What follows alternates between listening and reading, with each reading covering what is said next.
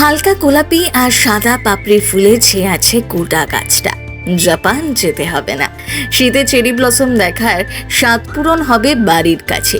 গোলাপি আভায় ঢেকে যাবে চারপাশটা। একটা ফুলের জন্য মনে হবে এই যেন স্বর্গ। চেরি ব্লসমের সেই রূপ কি আপনিও দেখেছেন কখনো? দেশের কোথায় গেলে দেখতে পাবেন এমন শোভা? সব খুঁটিনাটি থাকছে আজকের এই ভিডিওতে। শীতের শেষে বা বসন্তের শুরুতে সিকিম গেলে চেরি ব্লসমের বসতি চোখে পড়বে। টেমি চা বাগান, গ্যাংটক, নামচি, লাচেন, লাচুং, রাবাংলার শান্ত পরিবেশ চেরি ব্লসমের জন্য বিখ্যাত। বিশেষ করে লাচুং, লাচেনের তুষার ঢাকা পাহাড়ের মাঝে চেরি ব্লসমের সৌন্দর্য ভাষায় প্রকাশ করা যায় না। আর পাহাড়ি রুক্ষভূমি চাইলেই সোজা চলে যান ছাঙ্গু এবং নাথুলার দিকে।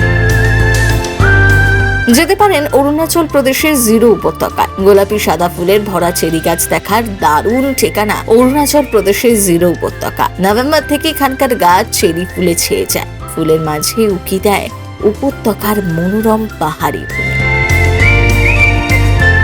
চেরি ফুলের সৌন্দর্য যদি উপভোগ করতে চান, হাজির হতে পারেন মেঘালয়ের রাজধানী শিলংয়েও। প্রতি বছর নভেম্বর মাসে এখানে শুরু হয় অভিনব চেরি ব্লসম ফেস্টিভ্যাল। উৎসবে যোগ দিতে হাজির হন সারা বিশ্বের হাজার হাজার পর্যটক এবং ফটোগ্রাফার।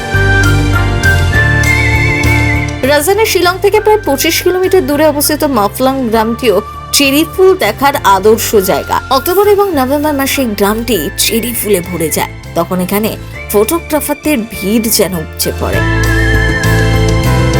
সিকিমের ইয়ুমথাং উপত্যকা হলো ভারতের চেরি ফুলের এক গোপন আস্তানা। চারদিক পাহাড়ে ঘেরা এই অঞ্চলে দাঁড়িয়ে থাকা চেরি গাছগুলো দেখলে মনে হবে যেন শিল্পীর তুলিতে আঁকা। যারা নিরিবিলিতে চেরি ফুলের সৌন্দর্য উপভোগ করতে চান, তাদের জন্য এটা সেরা অপশন। নাগাল্যান্ডেও চেরি ফুল দেখতে পাওয়া যায়, তাই এখানকার জঙ্গলে প্রচুর চেরি ফুল ফোটে। নভেম্বর মাসে ফুল সব থেকে বেশি হয়। তাছাড়া আপনি কিন্তু নাগা সংস্কৃতিকে খুব কাছ থেকেও দেখতে পারবেন। তারপর এখানে হর্নবিল উৎসবও পালিত হয়। তাই এই নভেম্বরে আপনি চেরি ব্লসম উপভোগ করতে চাইলে যেতেই পারেন নাগাল্যান্ড।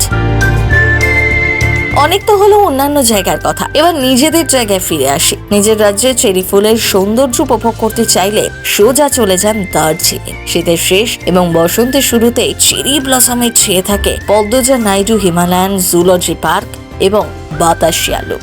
দেখেছেন সেই সৌন্দর্য? না দেখলে এবার যাবেন নাকি? প্রথম কলকাতা ব্যুরো।